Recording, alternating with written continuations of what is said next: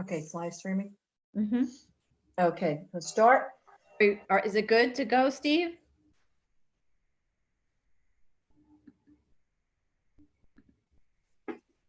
We need an okay from Steve to start because he's managing this. Yeah, it's live now. Okay, great. Thank you. Okay. Good afternoon. This is the Board of Standards and Appeals Public Review Session for March 24th, 2 p.m. session. Followed by a public hearing. The cases that will be heard are 825-86 BZ, 1703 Bronxdale Avenue, the Bronx, 2796 BZ, 60204 Coney Island Avenue, Brooklyn, 6796 BZ, 210 East 86th Street, Manhattan, and 2017-59A, 3857 Avenue, Ocean View Avenue, Brooklyn. The call-in number is 646-588-8656. Meeting ID number is 491-073-866. Okay, and just to clarify on that, this is the review session. So we should have no one in the waiting room because you cannot speak. You're just going to be watching us on YouTube live streaming on the BSA channel, on the Board of Standards and Appeals channel. I see two people waiting in the waiting room, Galaxy S10 and call-in user 1. You should not be in the waiting room. Please hang up until your case is called. Public hearing is started. And it's the public hearing. So please hang up and just listen to us streaming on the video on YouTube.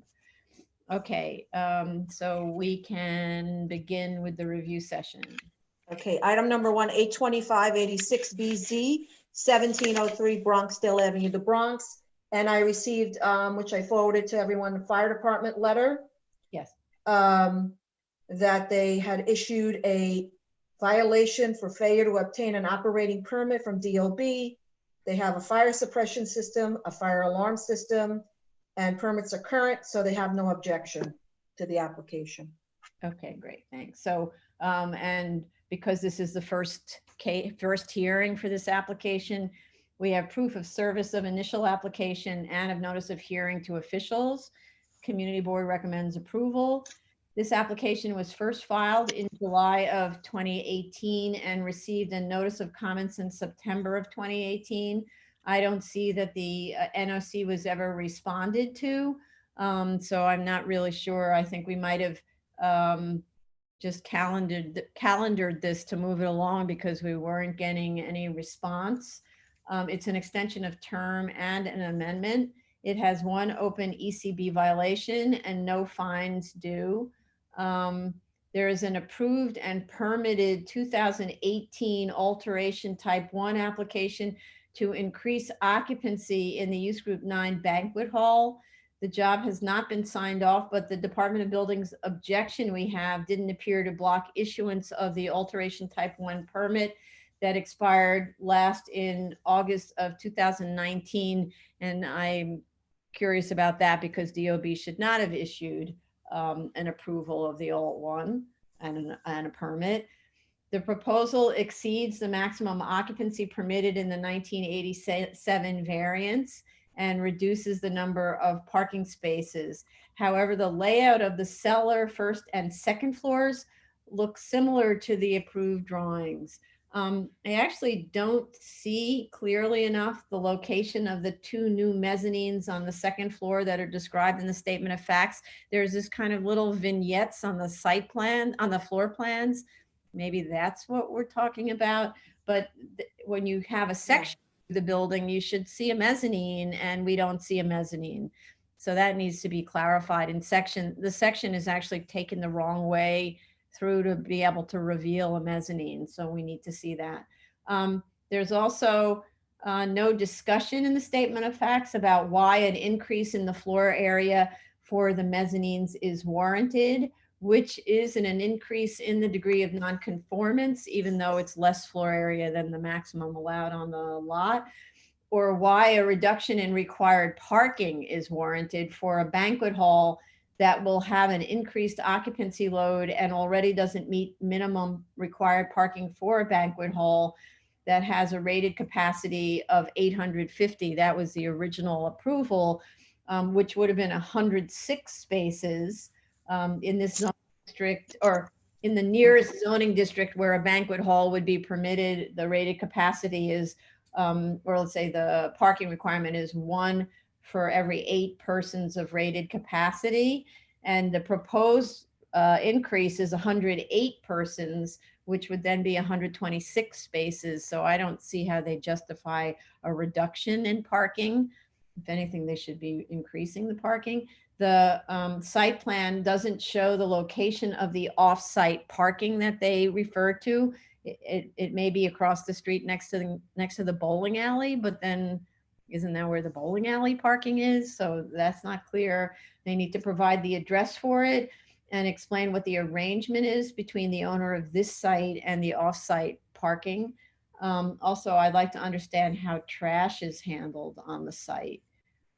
We did very late, actually, I think it was last night or maybe Sunday night, discover that there had been a parking study provided that was not in our SharePoint, our usual PDF folder of this. So I haven't reviewed that parking study. And so since there's a lot of questions, we'll review it, but they need to justify the reason for the variance request to reduce the parking in the first place. So I'm going to now hand this over to Commissioner Shanda. I'm trying to unmute you. Yeah, there you go. Okay. So a couple of corrections. The statement of fact has a mistake. It says 1,071 foot frontage on Bronxdale Avenue. That should be corrected. With regards to the rest of the the arguments, I agree with you, Chair. The applicant has not provided any justification as to the need for reduction in parking, especially when there's going to be an increase in the total occupancy. Also, do we not need them to provide some kind of affidavit or proof that the site continues to meet all the previous conditions, including noise, sanitation, pickup, and all of that? The applicant, this is in an R5 district, so there isn't any commercial FAR equivalent. However, the residential FAR permitted is 1.25, and what they are proposing would be over that. And we had allowed for, I think the last grant was 1.23, which to me is not very clear from any of the diagrams what was the total FAR or floor area that was granted at the last hearing, but I'm just going by the zoning chart. So I agree with you, Chair.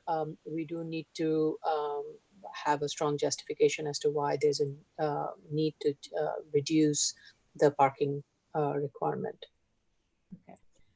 I think they applied, which is, I know what the board often requires on these applications. They look at the nearest zoning district that permits the use.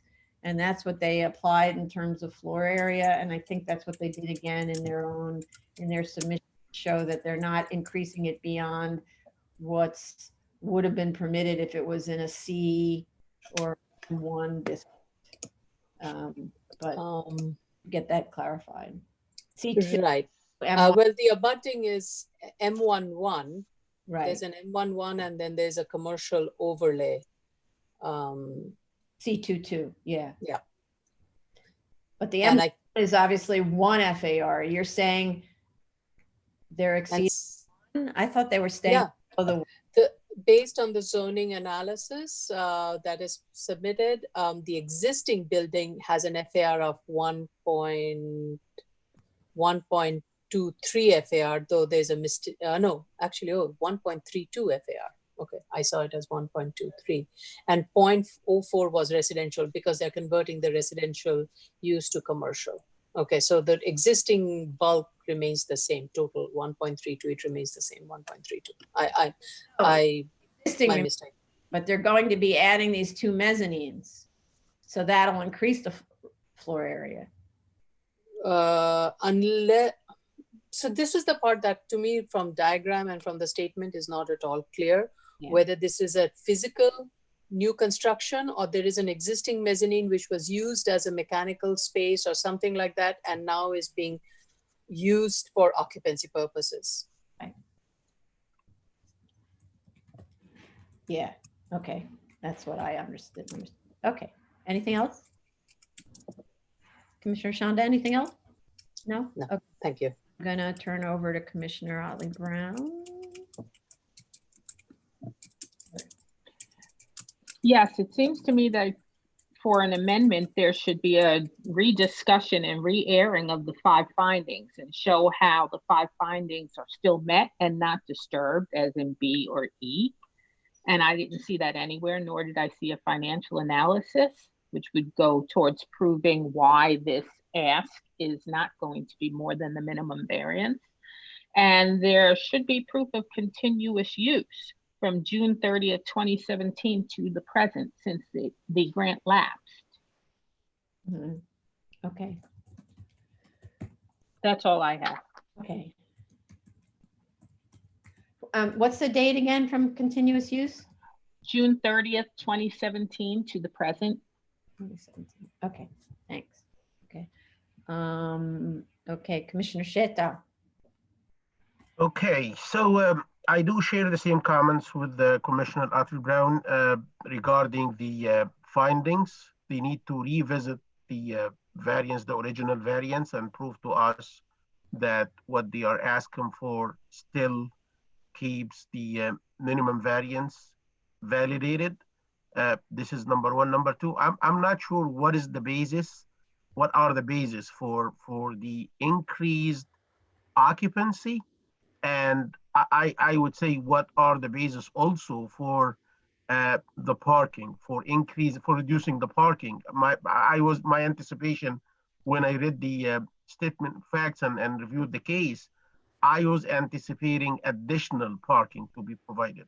But since I haven't looked at the parking study, I would say I should hold off on asking them to provide justification until I look at it, and then we can see if whatever they provided in that study is convincing. That's fine. If not, they have to like do either more work or even forget about the increase, the reduction in the parking, or even provide more parking actually. Right, but I just want to clarify that they received a variance back in the day, right? That was the minimum variance necessary to afford relief. Yes. Justify why they should get an additional waiver as to parking, because they already were providing much less parking than in the equivalent zoning districts, you know, the ones where a banquet hall would be permitted. Okay, anything else? Nope. Okay, Thank you. so Commissioner Shabeta. Oops, sorry. I did do a little bit of internet research. It seems like they do have continuous use, but I think they should put that in their own application themselves. I am concerned with the E finding. They'd have to explain why this increase in variance is still the minimal variance that we can afford. I think that's the major hurdle for me at this time. And the only other notes I have are, no, I think that everything else was addressed by the other commissioners. Okay.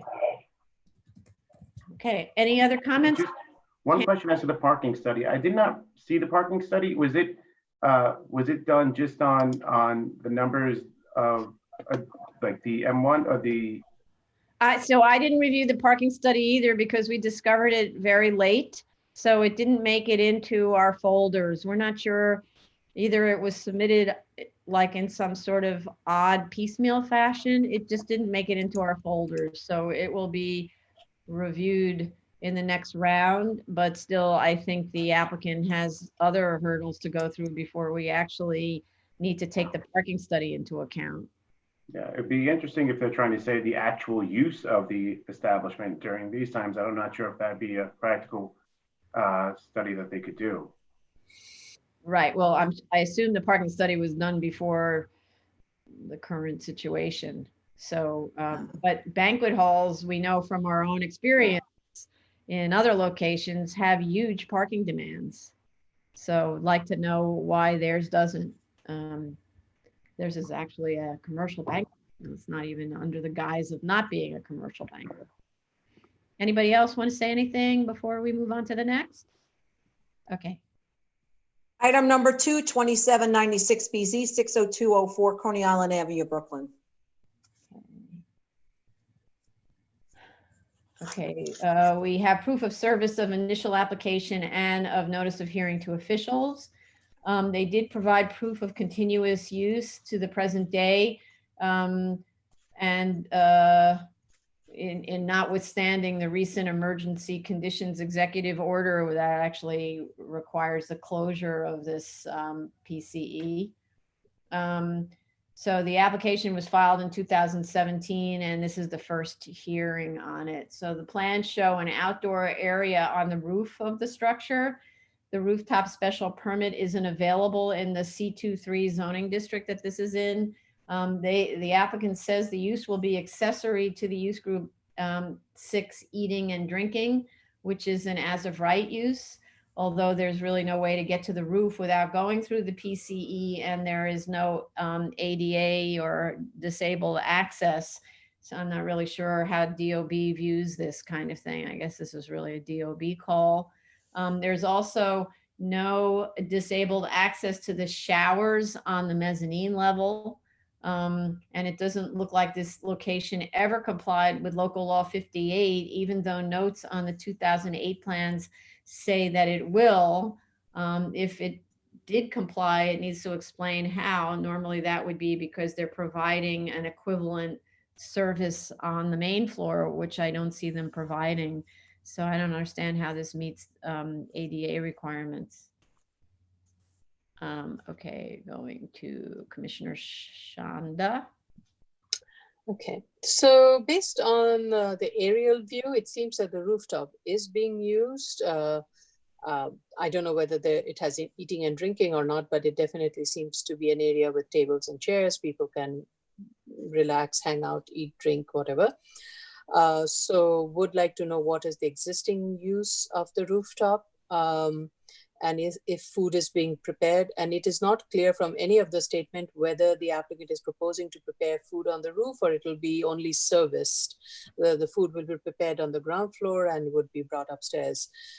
As you mentioned, Chair, the site is not at all ADA accessible. The rooftop will not be ADA accessible. And there is also a shower that is proposed on the roof. And this is an open roof with residences, and the portion of the area where this use is proposed, it fronts residential uses. So I'm not sure how great of a use of a roof would be with a shower there. I'm uncomfortable with that. And especially with eating and drinking establishment there, I don't know if there are any health issues and health code other things. I just do not think we should allow rooftop shower, open shower area. Also, I want to know what is the proposed hours of operation for the rooftop area, because the overall building operation runs till, it's from till 11 p.m. All 5 days, 7 days of the week. I do not think we should have a eating and drinking establishment on the roof till 11 p.m., especially with residences abutting the site. The applicant has provided only one license for a massage therapist. There are many more massage rooms, so I would like to know how many massage therapists are servicing and provide all the updated massage licenses. Any rooftop lighting, is that being proposed? Where?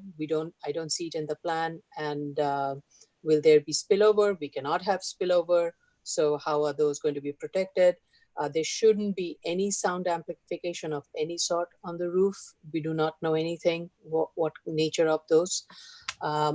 Do we need, here is a question I have, do we need a DOI on this? I don't know. And we do not have a community board vote on this. I don't think the owner's changed on this. It's the Russian bathhouse, Banya.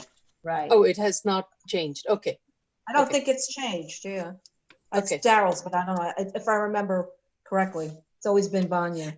No, there is a change in, it says there's a change in operation control. Previously, it was owned by two principals. Now the principal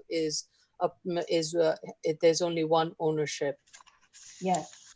Oh, right. So it's that they sold off part of it to the operating principal, another one of the principals. So Right. if you need new DOI for that, Daryl, did you have something you wanted to add because you had your hand up? Yes, FDNY sent the email. They issued the violation. They never got a place of assembly. And they said that they never filed one as of today. Okay. They have filed one or they have not? They had not. Okay. Filed one. Okay. All right. So they need DOI. I don't know. Maybe we should reach out to DOI, but we obviously have a lot of questions. I'm going to go on now to Commissioner Otley Brown. So this is more of a question than a comment.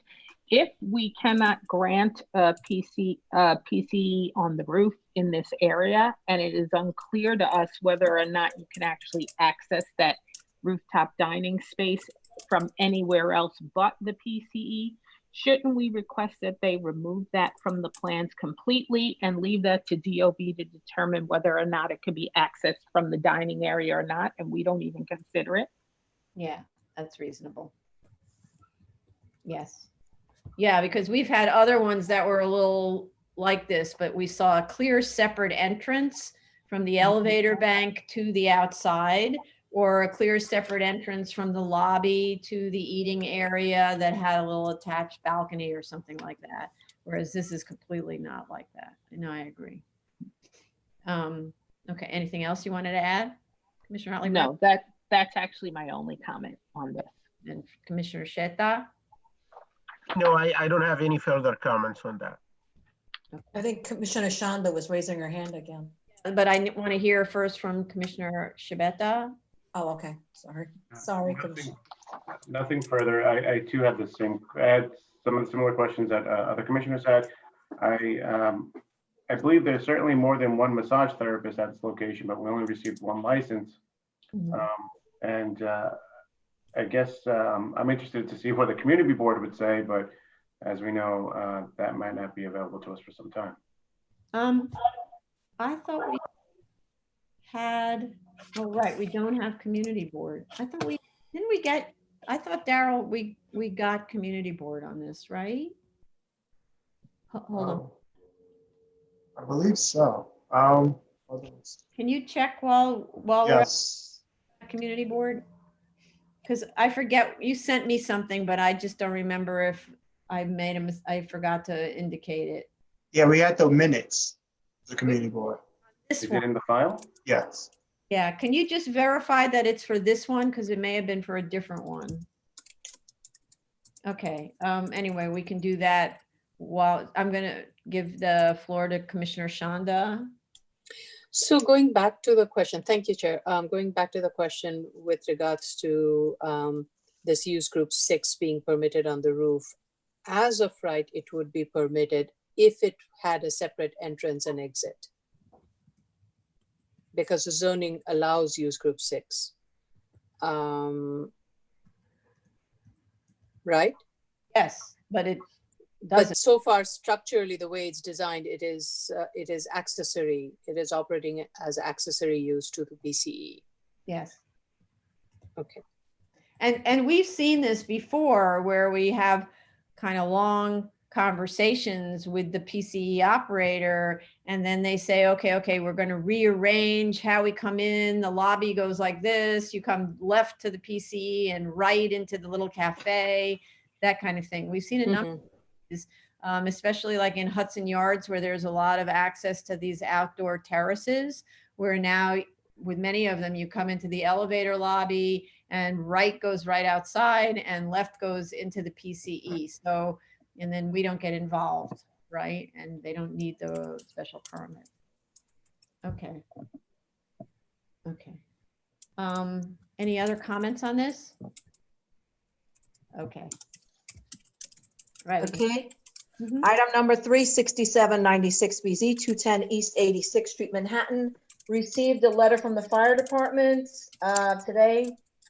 And they said that they have no objection. However, there was a violation that was issued on September 10, 2018 for failure to obtain an operating permit from DOB.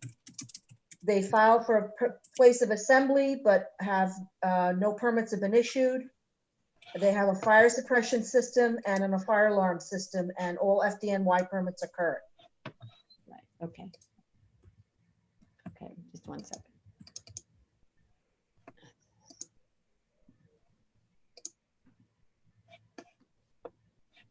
Okay, we do have proof of service of initial application and of notice of hearing to officials. Community Board recommends approval. There are 3 letters in support. I just want to note that the applicant is represented by new counsel. So the description in our hearing list needs to reflect that, which I think it does now, right? Right, we changed it to Howard. Right, to Ackerman or Ackerman. Ackerman, yeah. Long A. The letter from Ackerman refers to new documents that were submitted on March 20th, 2019, but actually they weren't attached to the submission. So we just received them on Sunday night. So if anybody's missed them, they were just submitted Sunday night. The movie theater shut down. The testimony says a year ago, but I live nearby and I seem to remember recognizing it only several months ago. So I wasn't clear whether this application is indeed up to date. I'd like them to clarify, just to make sure that it's not an idea that now is out of business or something. So we're just not really sure. There was, may I interrupt you, Madam Chair? There was some litigation going on with one of the tenants, so that might be. Oh, I think the applicant will explain that probably to you. okay. We do have a letter of no objection to fire department. So, and otherwise I was okay with this because they're actually reducing the number of seats in each of the Right. theaters, and they're creating that emergency gathering area that they're supposed to do. So they're actually improving, it seems to me, the fire safety of the building. And they already have an area to not have people standing on the street. So it's different than some of the other theaters we've seen where it's built, like movie theaters, where it spills out onto the street and creates a real blockage of the sidewalk. Okay, so. Madam Chair, yeah, just to also clarify, to the best of my understanding, was that the theater itself has been in existing Yeah. prior to the variance as a lawful non-conforming use. And Thank you, really, Carla. the only variance part is that portion within the residential district. Oh, I see. Yes, right. Well, the portion of the residential district is where the theater structures actually sit, Right. right? So the main building when you come in is a commercial building in a commercial zone, but then Right. walk through the building, you come out into the R8B. That's correct. Right. Okay. So that, and when you when you speak, you should identify yourself because, well, maybe you don't need to. Anyway, that was Carlo Costanzo speaking. Okay. Sorry. Okay. So now I'm going to go to Commissioner Shanda. I agree with you, Chair, that what the applicant is requesting is a reduction from previous approval. So I really do not have an issue. The only thing I would though recommend, if possible, is that the zoning analysis that there was no revised zoning analysis that was provided by the new representative. If we are to rely on the old zoning analysis, it's a little confusing because there are 2 charts that's been provided. One is for the building and the other one is for the theater. I don't know if, the numbers are not kind of making sense. So it's mostly for the record. If we want to have a correct zoning analysis sheet. Yeah. Well, we always want to have a correct zoning analysis sheet, so it should be corrected. But you're looking at what was submitted on Sunday night, right? Not I the, did, yes, I did look at the entirety of the Sunday night, but it does not include the zone, at least I did not see it in the SharePoint. It does not include an updated zoning analysis sheet. It does include, the revised drawings and the revised statement of facts, but not the revised zoning analysis sheet. So I'm relying on the older zoning analysis sheet that's still on our file. And that is cumbersome and confusing, so that needs to be consolidated and corrected. okay, great. All right, thank you. Commissioner Otley Brown. Did they actually calculate the required waiting area and show how they satisfy it? Because I did not see that. Okay, No other questions. okay, okay, that's fair, according to the terms of the special permit, right? Correct. Yes. Okay, Commissioner Sheta? I'm okay with the ask, like Commissioner Shanda mentioned, and in addition to that, I believe there is a typo in the statement of facts. The statements indicate that the area within C2 is 15,000 and change, and the area within the R8 is 7,600. However, it continued to indicate that the total area is 15,274, which is actually the same that's mentioned in C2-8. So I believe this is a typo. The other thing, should I continue? Yeah, finish, yeah. Yeah, the other thing is they are talking about some changes, and I just want to make sure that no structural alternations or / work has happened or is being done without the knowledge of the DOB. If they have conducted anything without DOB's knowing about it, or if they are conducting something right now, we need a certification or some sort of an affidavit that they will notify and get this permitted as soon as possible. That's all. Okay, well, I think they, well, maybe they, so this is an this is an extension of term, right? So arguably DOB is already, they filed for a permit and DOB said, no, your term expired, therefore come to the BSA. So they shouldn't be getting permits to do any work. And now, I don't know that there are any permits being issued anyway, but I didn't go online to see whether there's an open permit. We can check that. Okay. Okay, Commissioner Shanda, you had a question. I'm recognizing you. Thank you.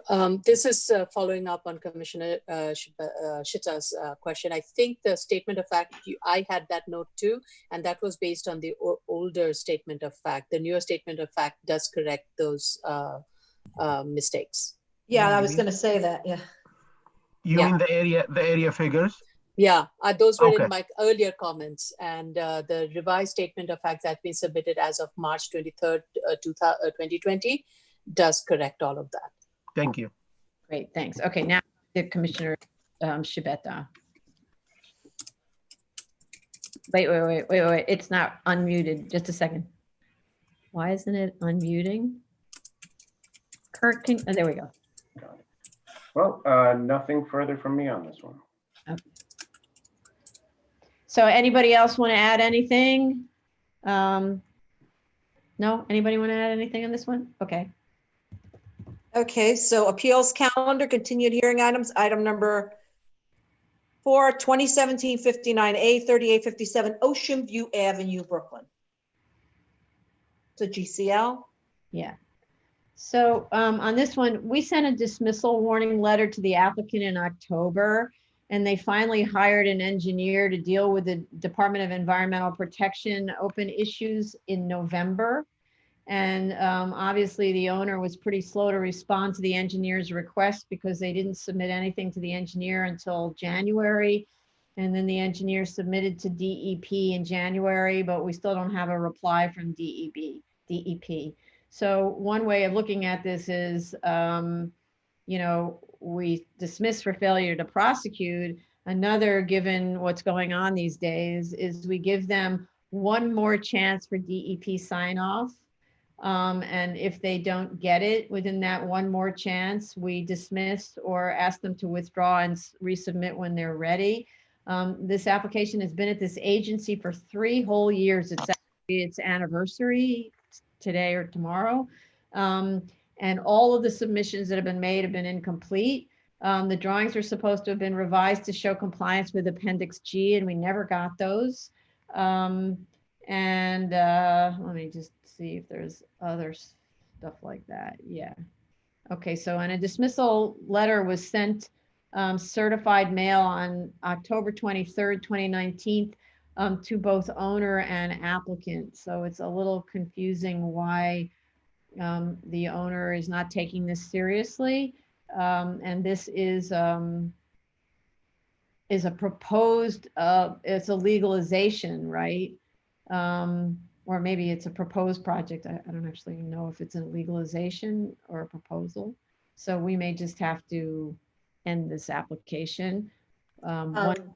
Given the terrible situation. Yeah, go ahead.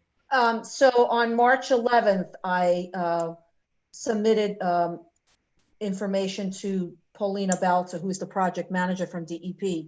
Unfortunately, she said it does take time. According in the email from the, I think the engineer, it said it takes 4 or 5 weeks. She said she would look into it, but she said it does take time to review about the site connection plan and everything. So I haven't heard back from her, of course.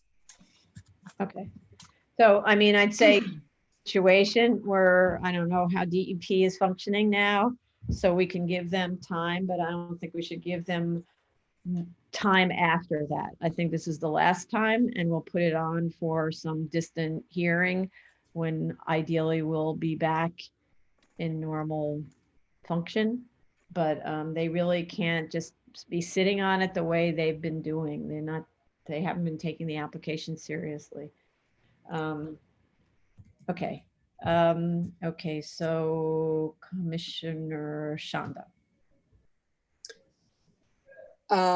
I agree with you, Madam Chair. We should give them one more chance and give them fair amount of time. And I would say if Ms. Matias can reach out to DEP to see how they are functioning and what their time period would be, and factor that into giving them that very long extended time to submit all the documents, including the Appendix G analysis.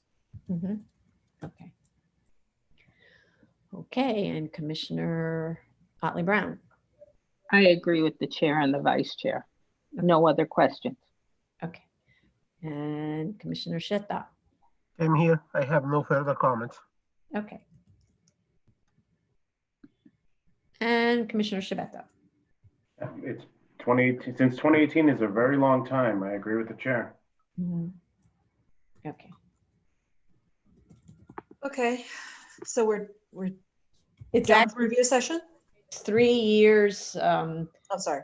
They submitted, it's 2018 since hearing started. We gave them, they started in August of 2018, but they submitted in March of 2017. So it's actually over 3 years.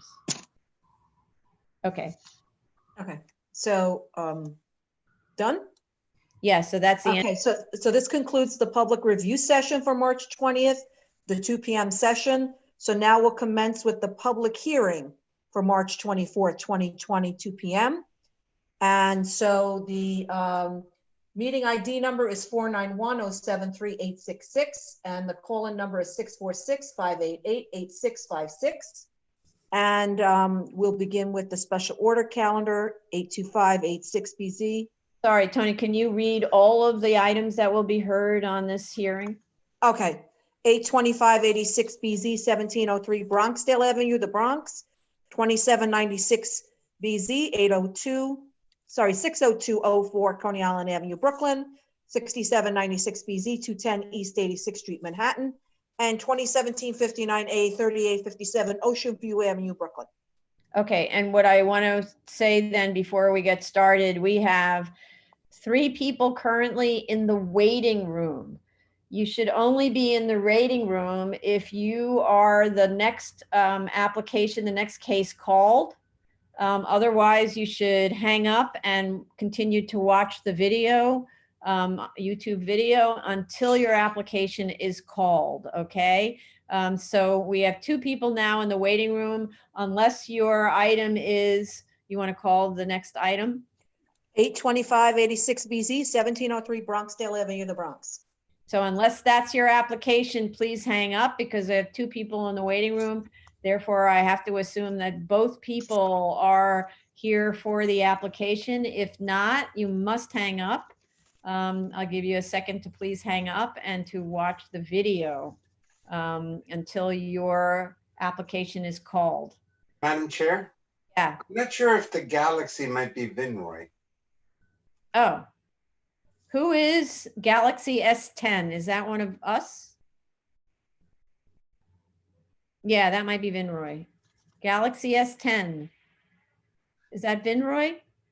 Says guest. That person hung up now. Okay, now we have no participants in the waiting room. No, Lisa Aranti has joined us. Oh, she has. Okay, So so, that's her case. She's representing the first case being heard. okay, that's good. All right. Hi, Lisa, you can speak. No, do you have, just be sworn in first. I know, but she has to say her name and, State your name. Hi, Lisa Orantia, Ackerman LLP. Hey. Hi. Hi, Tony. Okay, do you affirm that, raise your right hand so I can see, you can raise your right hand. Do you affirm to tell the truth, the whole truth, and nothing but the truth in your testimony before this board and to respond on city board member questions? Yes. Proceed. Okay, so I listened to the review session comments. And I realized that there was an error in submission. There was a hard copy submission response to notice of comments made, but the electronic submission wasn't transmitted. So I apologize for that oversight, and we will be updating the BSA with the latest version of materials, which will also be amended to address the comments made today. So that response to notice of comments, the hard copy was submitted December 11, 2019. And I believe it addresses a lot of the comments that were made earlier, but I think that we can also provide some additional information. We agree that DOB permits should not have been issued. The CFO clearly says that there's a BSA resolution and the proper procedure would have been to go to BSA first. We will clean up plans to clearly show the mezzanine areas and clarify the section to show the mezzanine. There is a proposed increase in floor area by the creation of 2 new mezzanines. It doesn't change the building envelope, but it does create additional floor area within the building. And the other increase in floor area is achieved by the conversion of a conforming dwelling unit in the 2nd floor of the building. And that has been converted under DOB permits to be an accessory office to the banquet hall. So we are looking at prior FAR of 1.22. Now it's 1.32. And those both do exceed the manufacturing residential with commercial overlay FARs. There is an explanation, a full explanation of the reason for increasing floor area and for the requested decrease parking spaces. There was a parking demand analysis submitted in December. So that hasn't changed since December, and I apologize, the board didn't see it until Sunday. We will amend the site plan to show off-site parking with that off-site parking address and explain the arrangement. That both sites are in same ownership, and the CBO for the banquet hall refers to off-site parking. The off-site parking lot CFO refers to the banquet hall. How trash is handled, that'll be explained in the updated materials. We'll correct the frontage measurement in the statement of facts. Proof of meeting prior conditions, we'll make sure that the certificate of inspection and compliance addresses all the prior conditions of the previous grant. Proof of continuous use was submitted with the response to notice of comment, so that shows continued use since the expiration of the last grant that ended in 2017. And all the findings of the variance are addressed in the response to notice of comments, but we'll make them more robust in terms of responding to the comments that we heard today. So a question for you, you're saying these things were addressed, was that a submission that we didn't see that was submitted in hard copy and didn't make it into the electronic copy? Because we were reading the materials and didn't see those things. That's why we. It sounds like, unfortunately, that's what happened. There was a hard copy submission in December, but no electronic submission. Okay, all right. Okay, so then if you go through your materials and beef up all of the issues that we didn't find in what we did review, then arguably you'll have a better response from us the next time. Okay, do any of the commissioners want to add anything? If so, just raise your hands or indicate. Yeah, Commissioner Shanda. I think then not seeing the December submission, the zoning chart then also needs to be corrected. It does incorrectly show the existing floor area and the proposed floor area. Okay. We'll double check. Yep. Thank you. Anybody else? Oh yeah, Commissioner Otley Brown. Did that December submission contain a financial? And if not, will you be adding one? It did not contain one. I believe that, you know, we addressed in the statement of facts the finding for reasonable return without having to provide an additional financial analysis. It's basically the same rationale for what the prior grants were based on. That to me raises questions, because how are we to know that what you were asking for at this point in time is indeed the minimum variance? So I think there needs to be some kind of economic analysis that's supporting your statements. Right. So, you know, if you look at the history of this zoning lot, they expanded the site a few times. I don't actually know what the arguments were. I can understand the argument for converting the little apartment that's in it, the existing apartment in the building, to be consistent with this use. But the additional floor area, I don't actually understand how you make that argument, because it's different.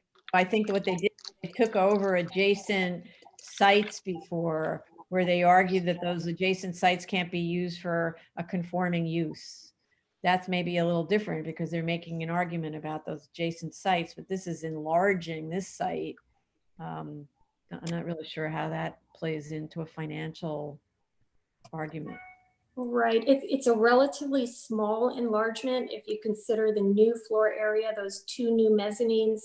They don't increase the occupancy or the intensity of the use, because they're mainly meant to be simultaneously used with the banquet hall activities. One is for storage and one is for, it's sort of a staging area for event prep. And it's 1,924 square feet in those mezzanines. Again, it doesn't change the envelope of the building. It makes use of what's already contained within this structure. Commissioner Otley Brown, did you want to comment on? Well, I do agree with the chair that the conversion of the residential is a case that you probably can easily make if you look at the previous financials and the rent they assigned to that. And you could have a discussion about how it really isn't feasible to have an apartment in the middle of a banquet that could be going till 1 a.m. disturbing people, and that you want to convert that area. But I do think that when you have the discussion about actually building in those mezzanines, you're saying it's not that much floor area, that it's only, what is it, like 1,350 square feet. And yes, in light of the already existing building, it isn't that large, but 1,350 square feet is pretty large. That's like 25 by 50 feet. That's a very large area to add. And so I'm not sure that, you know, you can make that kind of a case without diving into the financials. Because technically, even though you're saying that you're just using it as support, if you were going to do a financial originally for this, let's say you had it all in the beginning, your financial would be assigning rent to it anyway, because it would be rent per square foot. So whether or not you're using it to have dancing or whether you're using it to store chairs and tables, you would still be assigning rent to it.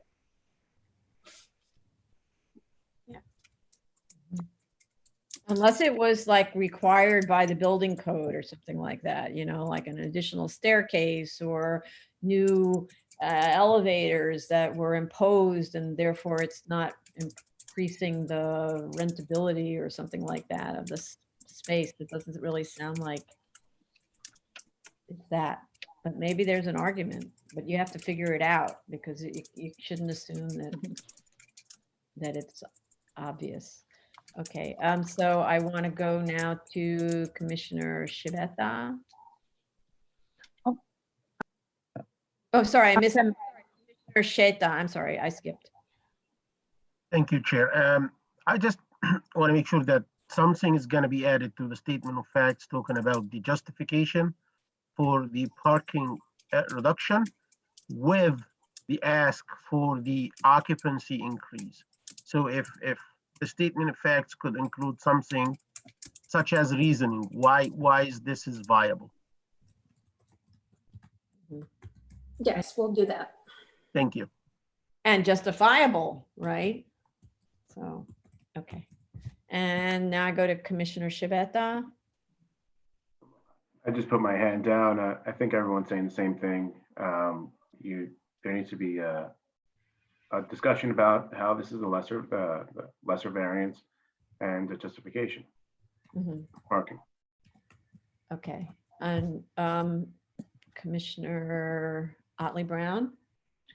I didn't know if you stated that December submission had proof of continuous use, but if not, could you include that? Yeah, it's there and we'll include it. Okay, thank you. And then going to Tracy Benke.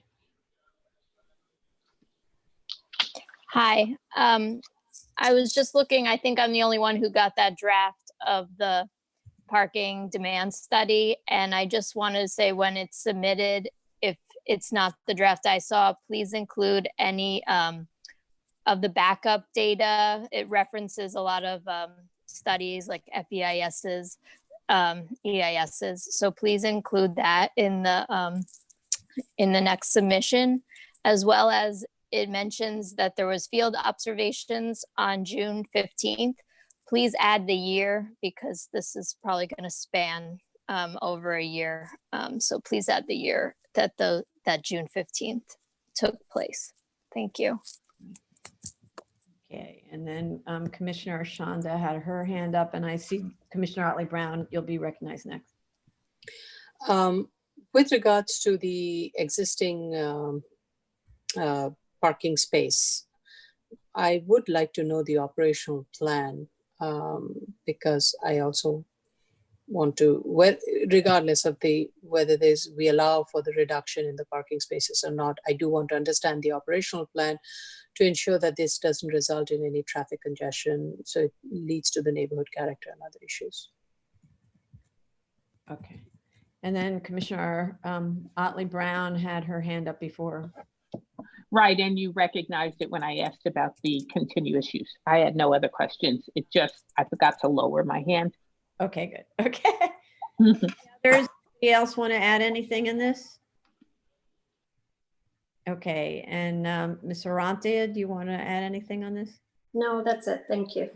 Okay, so this is the part where I hope we have people listening from the public who might want to contribute their viewpoints by dialing in.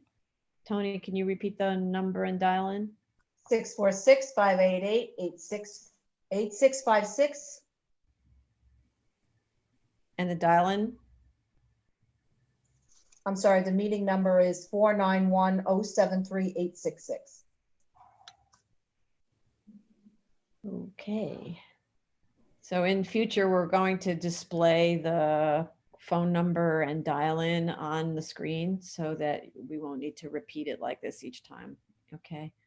All right. So I think we can move on to the next one. Thank you very much, Ms. Sarantia, for dialing in. Thank you. Move forward. Yes. Item number 22796BZ, 60204 Coney Island Avenue, Brooklyn. Okay, so I don't see anybody in the waiting room. So again,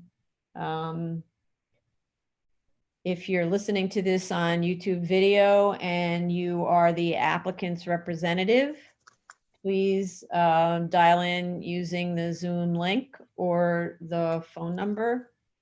This is for 27-96BZ 602-604 Coney Island Avenue in Brooklyn.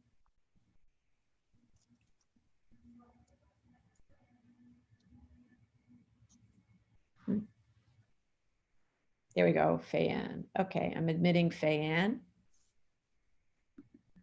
Fayan Baton. Oops, unmute. There we go. Hi, Fayan Baton. How are you? Good. Good.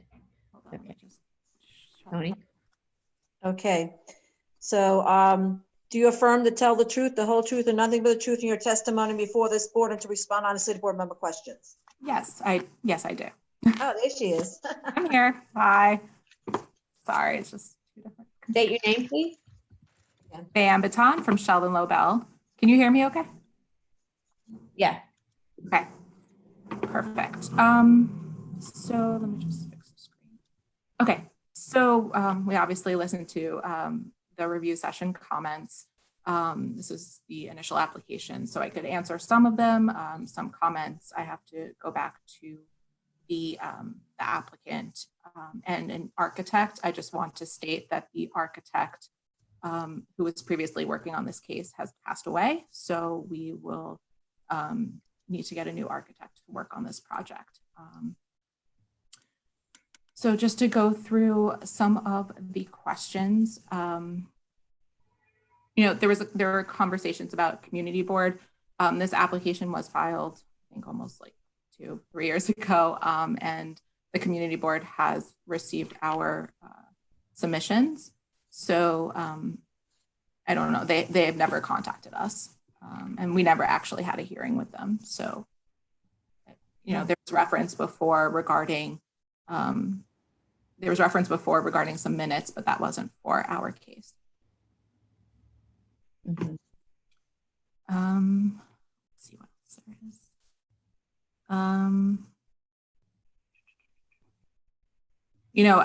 I need to talk to an architect and the applicant regarding the use on the roof. We made it clear that it can only be an accessory use, and the applicant knows that, but we have to talk to them regarding the use group 6 and whether there needs to be a separate entrance. I can't really speak to that right now, if there is, and how they could change the plan. So I need to work with the architect regarding that. And there was some questions about DOI.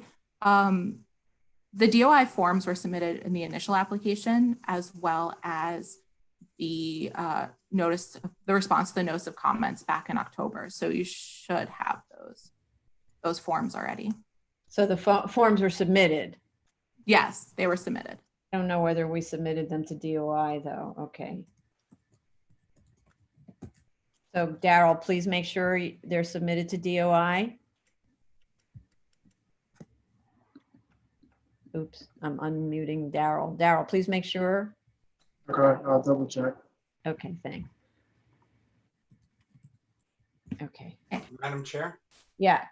it's Carlo. I just wanted to confirm, but has the operators or operating entities of this establishment changed since the initial approval or the previous approval? There was, it's one of them is the same applicant. It was just a different entity. So it's Alona Kruglak, who's listed on the form. She was part of the original application as well, but I could confirm with you separately just to. So that's actually listed as one of the requests is a change in operating control and ownership interest of the PCE, which is how this all came up in the first place. So it's an extension of term, an amendment for minor alterations, change in operating control and ownership interest, and a waiver of the board's rules for expiration of term. We can coordinate the, the DOI. Mm-hmm. Okay. And I think there was just, so I think we received a letter from FDNY this morning, or it was yesterday, it was sent to Sheldon, regarding the public assembly. So once again, once we have a new architect on board, they'll be working to file the necessary documents. Okay, great. Okay. And in terms of roof, can you say again what's going on with the roof? So the roof is just accessory for, I mean, I don't think it's being used right now, but the roof is supposed to be accessory for the eating and drinking. The banya, it's one full PCE, but there's a separate portion for eating and drinking, and that people could go up, take their food up to the roof. That's my understanding, and I will confirm with the applicant. But understanding from conversations today regarding ADA accessibility and any of the separate entrance, I'll have to refer back to the applicant and architect if they need to make any changes, or if we remove it from, which I think was a suggestion, we remove it from the BSA grant and just let that be up to DOB if they would permit any occupancy on that. Suggestion was that you take it out because it doesn't, like it's accessory to the restaurant at all. It seems as if it's functioning related to the PCE. So the real question is whether it can exist at all, because it doesn't seem believable that it's part of the restaurant, unless you provide separate access to it from the restaurant per se, which has its own entrance from the street. Understood. I will relay this back to the applicant. Do any commissioners have any questions, comments? If so, indicate. No? Okay. Anybody else? Any other staff questions? Okay. So then I don't know whether we have any members of the public who are interested in commenting, but there's nobody in the waiting room waiting to speak on this application.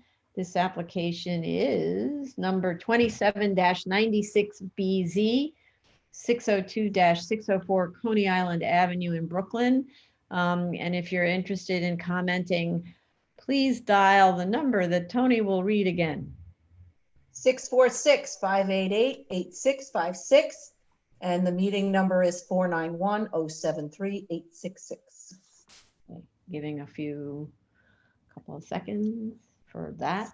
And otherwise we'll move on to the next one. Thank you very much, Ms. Patan, for dialing in. We'll see you in a bit. Thank you. Okay, so call the next case. Yeah. 6796BZ, 210 East 86th Street, Manhattan. Okay. I don't know if Calvin or Howard is coming in on that. That should be, or Lisa maybe. Anyone in the waiting room, if this is your case, 67-96BZ, 210 East 86th Street, the movie theater, please either dial in or access through the Zoom link.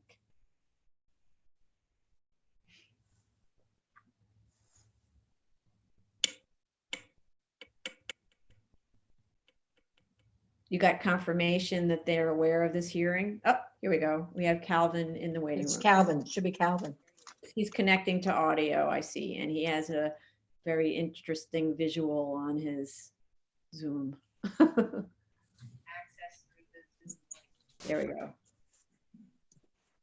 Calvin, can you speak so we can know that you're audible? Hi, Calvin Wong from Ackerman on behalf of the applicant. Okay, great. Tony, do your thing. Do you affirm to tell the truth, the whole truth, and nothing but the truth in your testimony before this board, and to respond honestly to board member questions? I do. Okay. You want to start? Yep. I lost. Hi, sorry, I'm here. I was muting the YouTube. Okay, good. Apologies. So I attended, or I watched the board's review session. And I'd just like to go through some of the issues that were raised by the board. In terms of the operation of the theater, after years of litigation between the owner and the previous theater tenant, an order from the New York City Marshal was issued to the previous tenant on May 23rd of 2019, granting the owner possession of the premises, and that's approximately when the theater use ceased. There has been no use of the theater and no structural or any alterations or construction work that has been done since. There have been no building permits that have been pulled related to the theater space, and that will remain the case until pending board approval. There was a question related to the calculation of the waiting area in terms of the number of seats. While we didn't place a note on the drawings, we don't believe it to be an issue since the original approval was in compliance, and we're now reducing the number of seats by 643, resulting in a reduction in 63% of the number of seats. So we don't believe that the size of the waiting area will be an issue. For the same reason, we didn't update the zoning analysis form, as the proposed amendment has no changes that would affect any of the zoning regulations or previous waivers granted by the board. But you should be updating all of those things. You're coming in to amend a special permit. You can't just have us assume that everything is copacetic. So you should actually be doing those calculations. Well, we can update our plan, put that note in, and complete another BSA zoning analysis form. Okay.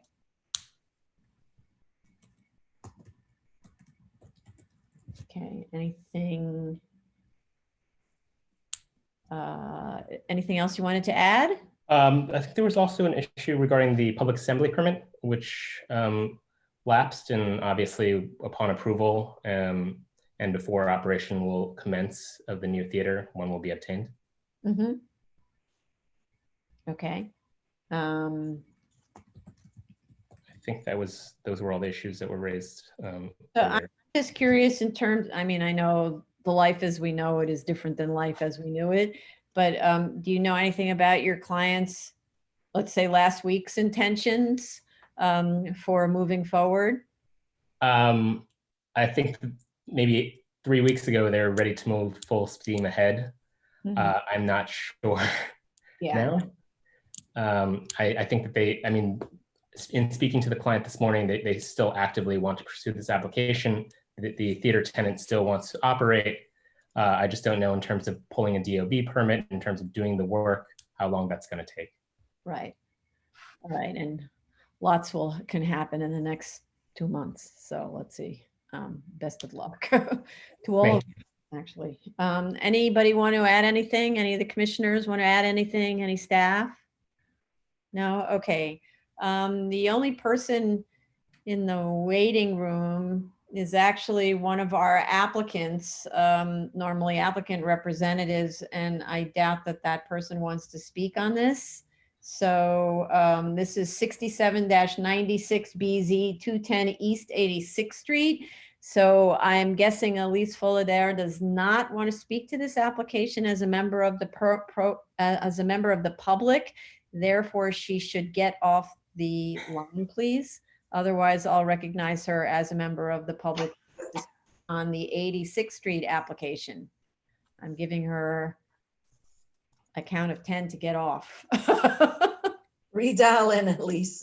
Yeah, Elise, you need to get off the phone, or I'm going to recognize you now. And then you'll say whether you want to speak to 67-96BZ.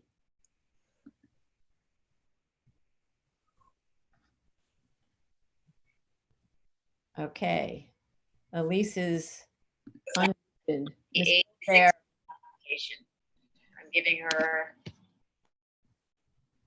Oh, what happened? Where is she? She went away. I think she just heard your warning on YouTube. Maybe there's a little bit of, I think there's a little bit of time delay. There's about a 3-second time delay. Okay, it's good to know. Thank you. All right then. So I don't think we have any speakers on this. Maybe one last chance. Tony, can you read again the call-in number for anybody from the public who would like to speak about 210 East 86th Street? Call this. 646-588-8656. And the meeting ID number is 491-073-866. Okay.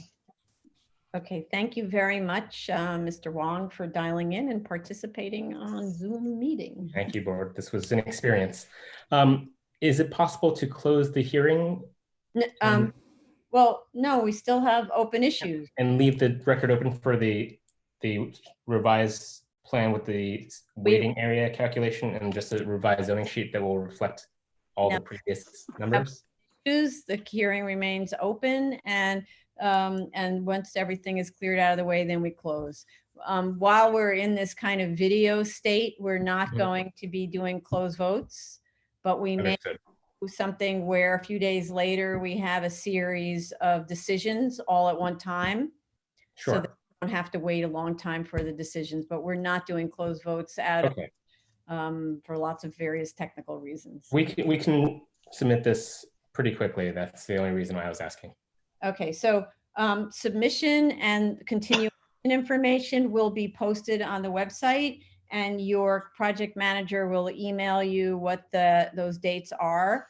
But at the moment, we're not going live with picking a continuation date, okay? Understood. Okay, thank you very much for. Thank you again. Okay, bye. Call the next case. Yeah, and Mr. Wong, you can hang up. Okay, good. Yeah. Item number, appeals calendar, item number 4, 2017-59A, 3857 Ocean View Avenue, Brooklyn. Okay, Now, Elise. yeah, okay. Do we have her? Okay, so there she is. Okay, I'm admitting her. Connecting to audio. There she is, yeah. There she is, unmuting. Item number, appeals calendar, item number. Okay, so Ms. Fullader, I don't know if you can hear me, but please turn off your YouTube video because we get feedback. And if you can speak, we can test out what you're speaking. Hello? Hi, great, okay. Identify yourself for the record. Can you not see me? Did it not No. work? You have to, Okay. whatever it is, accept video or something. Oh, okay, I just saw it. There you go. Hi, Got you, hi, Elise. Hi. Elise Fullader from Eric Polanic PC. Do you want me to swear in? Yes. No, it's an A case. You don't have to swear in. Okay, great. So we heard your comments, and unfortunately, because this was Seagate, the applicant had, or the owner hired an architect who had a lot of trouble getting the records necessary to file with DEP. So they had to hire another architect who had more experience. So that's what happened. So the other architect was hired, who hired an engineer with actual experience in Seagate, and then it was filed. So we apologize that this has taken so long. And there's actually an engineer with experience in Seagate actually working through this now. And that's what you were seeing with the DEP. Ah, okay. So, and we had added Appendix G notes to the prior plans, but now we will have new plans from the new architect with Appendix G information on it. Great, okay. Yeah. So, we were hoping to not get rid of an architect, but we needed someone who understood how Seagate works. Yeah, sometimes specialties are useful. Okay, great. That's very positive. Does anybody have any questions, comments from commissioners, staff, anyone? Okay, great. All right. Thank you so much. Sorry, what did you I say? just said thank you. Okay. Thank you. Okay, so one more time. I don't know that we have anyone from the interested in speaking on this, but we need to offer. So again, this is, sorry, Application 2017-59A, 3857 Ocean View Avenue, Brooklyn. The call-in number is 646-588-8656, and the ID number is 491-073-866. Okay, we'll give it 30 seconds for someone to call in. And then otherwise we move on to the next. Thanks very much. That's it. And you did, Ms. Fullader, understand that we'll assign continuation dates, Oh, yeah. Mhm. separately, right? And I understand that this process changes every day, so I'm on the lookout. Indeed. And we'd love your feedback on offline, of course, on how this went. Of course. Okay. Thanks. Great. All right. I think that's it then. Thanks very much. Have a great day. You too.